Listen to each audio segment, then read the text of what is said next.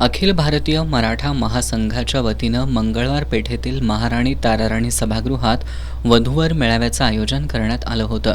यामध्ये 150हून अधिक वधूवरांची नोंद करण्यात आली. याप्रसंगी बोलताना अखिल भारतीय मराठा महासंघाचे राष्ट्रीय उपाध्यक्ष वसंतराव मुळीक यांनी विवाहासंबंधी समाजातील भीषण वास्तव मांडलं. आजकाल सर्वांच्या अपेक्षा गगनाला भिडलेल्या असल्यामुळं कुणी तडजोडीला तयार नसतात. त्यामुळं मुलामुलींची वयं वाढत जातात.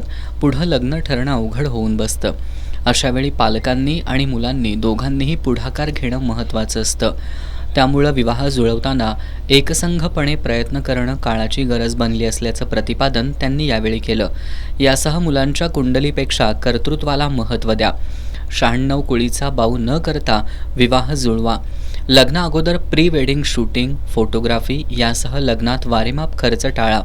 लग्नात अक्षताची नासाडी करू नका.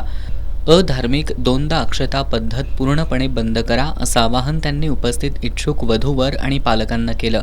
यानंतर उपस्थित तरुण तरुणींनी आणि पालकांनी मंचावर जाऊन आपली माहिती दिली. यावेळी अखिल भारतीय मराठा महासंघाचे जिल्हाध्यक्ष शशिकांत पाटील, चंद्रकांत चव्हाण, शैलजा भोसले, प्रकाश पाटील, शंकरराव शेळके, सचिन इंगवले, शिवाजी मोरे, प्रकाश जाधव, संजीवनी चौगुले, उषा लांडे, रोहिणी मुळीक, शिवाजी पोवार, अवधूत पाटील आदी उपस्थित होते.